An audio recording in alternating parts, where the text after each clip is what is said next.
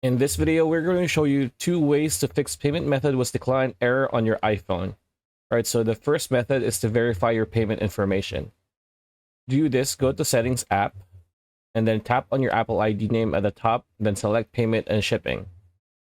From there, select the payment method you're having trouble with. Now, verify all the details and make sure that the billing address, expiration date, and security code are all correct.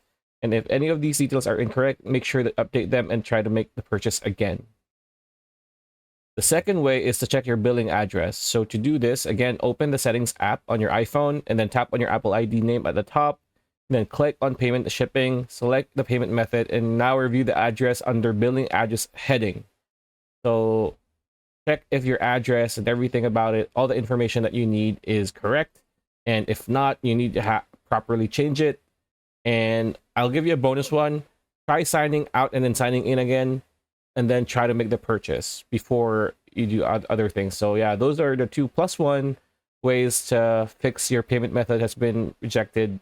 And yeah, that's pretty much it. That's a video. Hope you like it. Like, comment, share, subscribe. Ring that bell icon. We'll see you on the next one.